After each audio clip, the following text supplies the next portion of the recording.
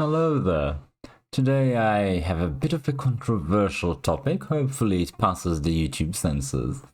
Now, Alex Jones had yesterday an interview with Roger Stone about the JFK assassination information being released to the public by the Trump administration. And this led me to a different video from 2 weeks ago, another one of Alex Jones's exposés. This one had 32.6 million views on X. And, well, it definitely seemed like a smoking gun. Now, they do say that there is coming even more clear evidence of this. Well, just watch the first 2 minutes and you'll understand.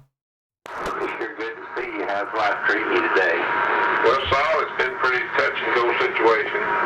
Lyndon and I have had quite a few unpleasant words here lately over the deal with that he hired Mac Wallace to assassinate the president.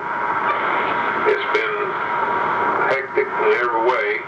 So, the speaker is Clifton Carter, who was at the time executive director of the DNC and close associate of Lyndon Johnson. And, well, you just heard him on tape admitting that Lyndon Johnson hired Mac Wallace to end JFK. And essentially, they talk more about this particular thing, about why he did it, political aspirations, personal grudges, also about 17 other people who mysteriously ended in the same circumstances, or similar ones at least. Definitely interesting. So, what are we going to learn if this is further confirmed beyond the tape that is, in my opinion, already very, very suspicious and, like I said, thought-provoking?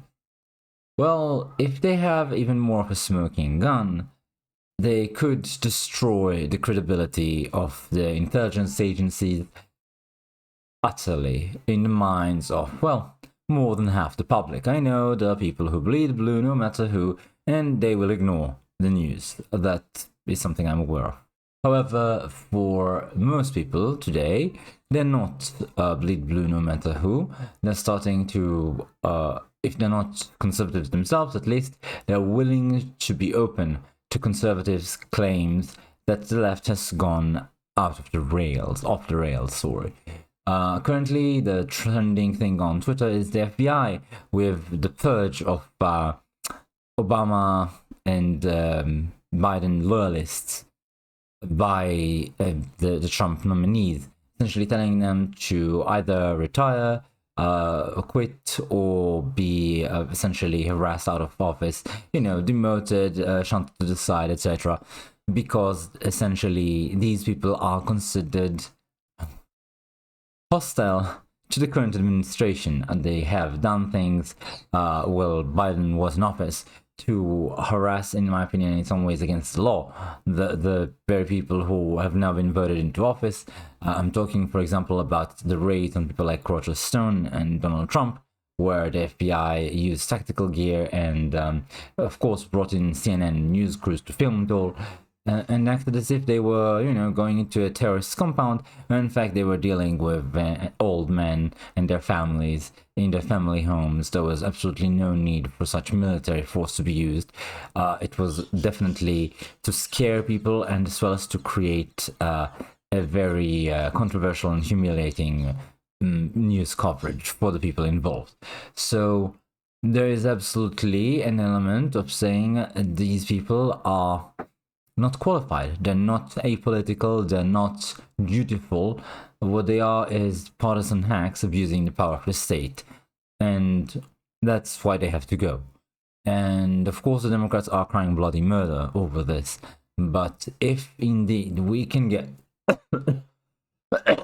excuse me, I'm not 100% well yet, but if we can get the kind of confirmation for the FBI and the CIA being heavily involved in the assassination of JFK, well, I don't believe that anyone, or how to put it, I believe that only a minimal amount of people will actually give heed to any cries by the Democrats in favor of the FBI and the CIA. I think that the purge of rogue elements will be very smooth under such circumstances, and it would be well deserved.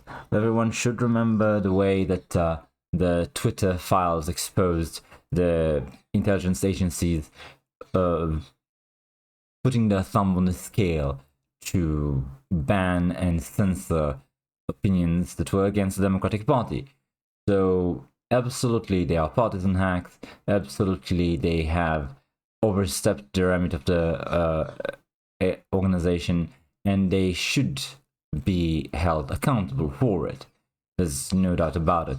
Any and all attempts to claim that the FBI is strictly professional and protecting the security of the United States and is not involved in politics, well, such claims are provably false and laughable, in my opinion. The question really is, are the Republican, how to put it, representative in Congress and in the House going to stand by their voters? Because the voters gave a very wide mandate to uproot this sort of behavior from government. They got the House, the Senate, the presidency, the Supreme Court. They essentially have everything. But, however, we have seen some Republicans voting against their own in the confirmation hearings of Trump's nominees. That's why there was a need for J.D. Vance to actually break a tie.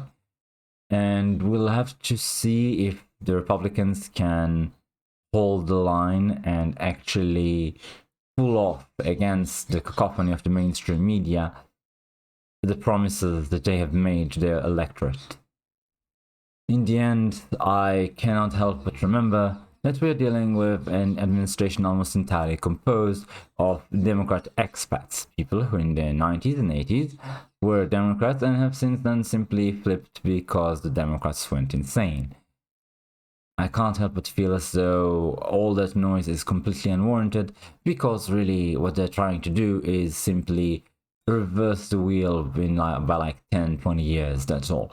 They're not imposing truly right-wing laws, regulations. We're not seeing any attempts for blood and soil or anything of that sort. They're simply saying, hey guys, stop politicizing the government against your people. You're supposed to be fair and impartial and rule for everyone after you have been elected. You are not elected to be the president of the Democrats of the United States or the Republicans. You're elected to be the president of all the people of the United States. And so you're supposed to represent all the people and not use the government apparatus against your political opponents. In the same vein, they're saying things like, well, how about merit over race and gender when hiring, stuff like that. Definitely stop hiring people who have severe mental difficulties to be, let's say, managing the flight of planes and helicopters. That seems very, very dumb. Well, I'd say what Trump is doing is positive. I'd say I definitely want to hear more about the historic abuse of power and crimes of the intelligence community. They have absolutely no goodwill from me. They've burned it all away, not least by their blatant lies about the Middle East. As someone who actually has to live in the Middle East, here in Israel, I am definitely not happy with the results of their interference. You know, before they ruined Iraq for no reason, claiming that there were nuclear weapons or chemical weapons there, Iraq and Iran held each other off. There was essentially a balance of power. After the fall of Iraq, however, Iran became a regional problem, exporting terrorism through funds they often get from the Democratic presidents of the United States. If you check how much money Biden actually gave them, you'd be surprised, and there's even an official announcement from the Iranian regime that they funded the October attacks on Israel by using the money Biden gave them. They literally said that. So I'm definitely not happy with the way that the world was shaped by the intelligence services of the United States. I think it's deplorable what they've done, and they should definitely be held accountable. And of course, for what they've done to your country as well, I'd say that as Americans, this is probably your first priority, and that's fair enough, that's natural. But yes, I definitely have my own criticisms too, as someone, like I said, living in the Middle East. And I'd say even Muslim people, funnily enough, would be united with us in criticism over what has been done to their countries by the CIA and FBI. So I'd say they have no friends outside of the Democratic Party. I wonder just how bad you have to be to create a coalition this wide-ranging. Anyone from the far right in the United States to Muslims in the Middle East hates you because you've been just that awful. Well, hopefully it's time to pay the piper. We'll see. Thanks for watching, like, comment, subscribe, and I'll see you next time.